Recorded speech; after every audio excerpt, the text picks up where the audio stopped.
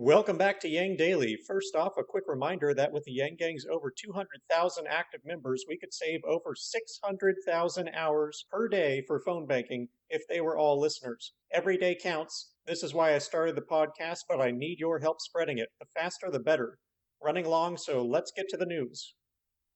First off, we need $3 million to hit the end of month donation goal. We're still at a little under 1 mil, and we have only a little over 2 days to make it happen.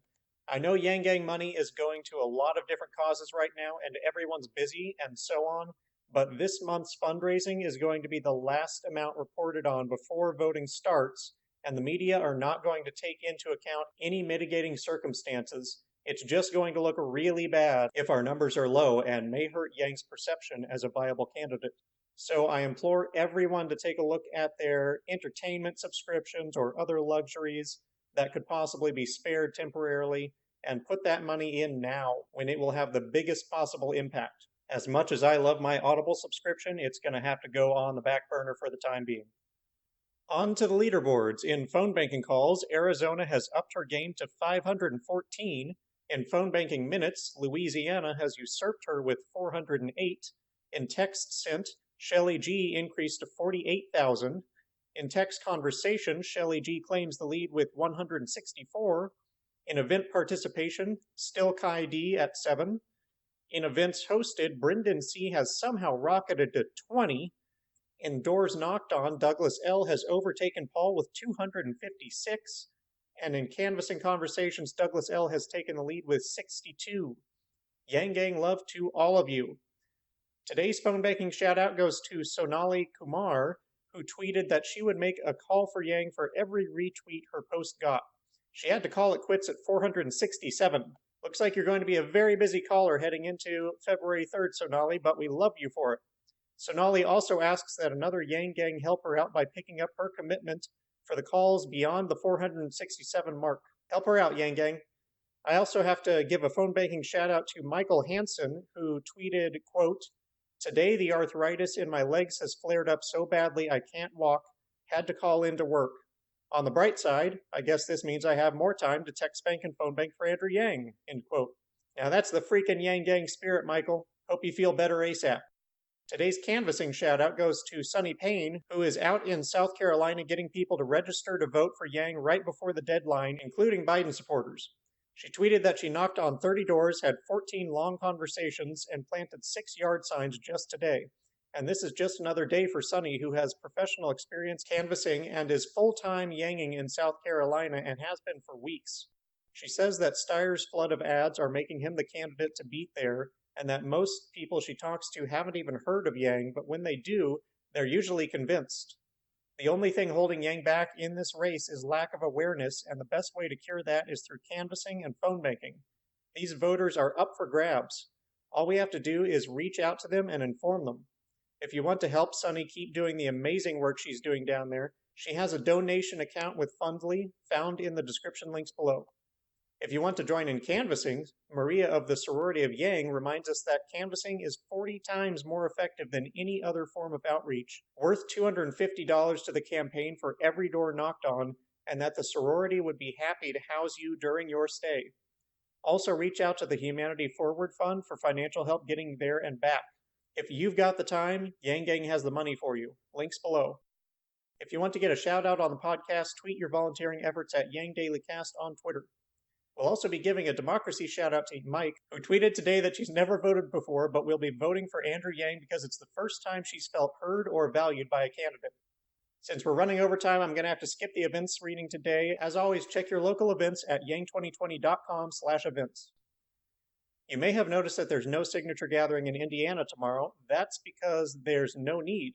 Heidi, with Veterans for Yang, announced today that all Indiana districts have enough signatures collected to get Yang on the ballot.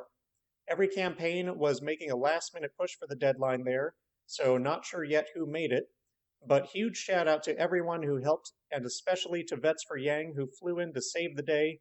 You guys rock. Here's something pretty awesome. The campaign didn't manage to get a campaign office in Winterset, Iowa, so Greg Honig set up an unofficial office, which is now hosting both campaign staff and volunteers. Build it and they will come. Thank you, Greg. Miguel Alonso Jr., AI researcher and director of Machine Learning Systems Laboratory, endorsed Yang today. The Machine Learning Systems Lab describes itself as, quote, "We build systems that bring together cutting-edge research in machine learning and advances in artificial intelligence with the goal of building smarter, more capable autonomous systems," end quote. This marks just one more in a long line of automation experts deciding to support Yang and his warnings on the fourth industrial revolution. When all the people doing the automating are telling you to worry about what they're doing, you should probably worry about it. Today was Chappelle's phone banking day for Andrew Yang, and the campaign posted a clip of one of his calls in which some Yangception occurred, as the call recipient was already a massive Yang fan who had tickets to attend Chappelle's next show. It wasn't exactly a comedy routine, but it was amusing to see one of the world's most revered comedians performing such a mundane task for the greater good. Robin Opsahl of USA Today wrote an article on what motivated Dave Chappelle to make Andrew Yang his first ever presidential endorsement. In it, Chappelle says that UBI would do the most to help the people he knows. He said that he can't feel good about the money he has when there are people up the street who can't afford groceries, and UBI could change that. Chappelle first learned about Yang from debates, then read Yang's book. Dave's wife set up a meeting between him and Andrew, and they really hit it off. Chappelle said, quote, "I found him to be something that's real hard to be as a candidate. He was inspiring," end quote. At his recent show, Chappelle told the audience, which included a 10-year-old girl who planned to canvass for Yang, why he supports Yang and asked them all to go out and caucus for him. Chappelle also did a Q&A with the press after his recent show. There are a lot of clips of it floating around from all sorts of media organizations. The most impactful one I saw was Chappelle saying that he doesn't see Trump supporters as enemies, that he can understand why people were desperate enough to vote for Trump, that Yang is the candidate addressing the issues that made them so desperate, and that Yang has a platform full of good ideas that no other candidates are discussing. The Des Moines Register also wrote an article on the interview, but it's behind a paywall. The Des Moines Register as well produced an article on yesterday's youth straw polls, Yang's surprising first place finish, and how remarkably accurate those polls have been in the past for predicting caucus results. Again, behind a paywall, but the Gazette also reported on the results, noting Yang in first place, Bernie second, Pete third, and Biden a very distant fourth. Whoopi Goldberg was also out in force for Yang today, arguing for UBI with RuPaul on RuTalks. Yang got another shout out from Crystal of the Hill today, tweeting, quote, "One of the best parts of getting to do Rising is exploring the Yang Gang movement and why Andrew Yang has found such resonance by focusing on what a new human-centric economy could look like. Cigar and I were honored by his kind words about our book," end quote. Those kind words being Andrew saying that they are one of the few media outlets to recognize the fundamental political and economic transformations happening today, and that book being The Populist's Guide to 2020. Evelyn was hitting the trail today as well, speaking at a YWCA conference for empowering women and attending a roundtable on domestic and sexual violence. This looks to be a cause she'll be championing for the foreseeable future, and that's great to see. Yang was featured in the most recent episode of a new podcast called Remarkable People, which seeks to interview world leaders of all kinds. I only had time to listen to some of it so far, but it was a quality general interview, and since it's a podcast, it's good for listening to while driving or doing other things. Links below as always. Jeff Taylor of New Now Next wrote an article on his interview with Evan Lowe and his joining Yang's campaign as a co-chair. In the article, Evan talks about how unique and powerful Yang's policies are, how race may be feeding into the media's suppression of Yang, how Andrew appeals strongly to all demographics but awareness of him is lacking, how genuine a person he is, and how Evan himself hopes to provide political insider experience to the campaign, as well as representing the LGBTQ and millennial and Asian Pacific Islander communities. Iowa Starting Line's Isabella Murray put out an article covering the Sorority of Yang, full-time out-of-state volunteers from all over the country in all walks of life, temporarily living together in a large Victorian house in Iowa. It describes how the sisters take on the jobs they feel fit them best, which include canvassers, artists, videographers, and organizers, and how it functions as a base of operations for the area, with over 60 people having passed through during the month so far. The members rely on donations from the Yang Gang, including presents ranging from clothes to food to free air miles and car rental discounts. Ironically, the sisters rent the house from a Trump supporter who was so moved by their plight that she cut the initial rent in half. Neighbor and Davenport alderwoman Marian McGinnis says the sorority brought a breath of fresh air into the neighborhood. Jay De La Rosa commented that Warren and Pete supporters are the easiest to convert, saying that many like the values Pete speaks of, but find those values most reflected in Yang's policies. In that way, she says, most people are Yang Gang, but don't know it yet. Now This released a clip of Yang speaking to veterans on how he wants to legalize weed and psilocybin mushrooms, both of which are much less dangerous alternative pain relief medicines than the often deadly opiates that are otherwise prescribed. Today's Daily Yang policy will be increasing veteran employment and business opportunities. One of the problems too many veterans face when returning home is difficulty finding work, largely due to the myth that most veterans have mental illness.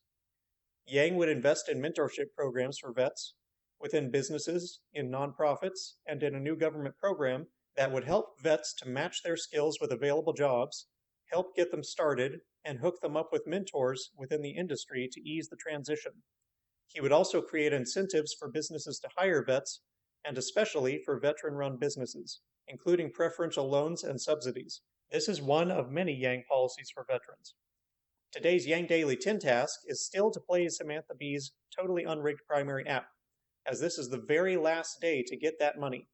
All you need to do is download the app from your phone's app store, just search for totally unrigged primary, make an account with your phone number and email, they don't spam or share either one, open the cheat sheet with all the answers that's in the description links, and go back through all the days of the past months answering the questions. It doesn't take any concentration with the cheat sheet, so you can converse or watch TV or whatever while plugging in the answers. If you want to be a real hero, grab someone else's phone when you can and make a new account with their number and email, and do it again for double the points. You guys came through big time yesterday, increasing our lead substantially. Warren is now 17% behind us, but you never know if they might be saving up questions or donations for a huge surge tonight. So let's secure that bag, Yang Gang. And of course, we do still need all the phone banking time we can get in these final crucial days before Iowa.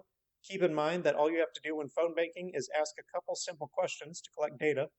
Quick, simple, and easy. And if you're one of many international Yang Gang, you can still phone bank.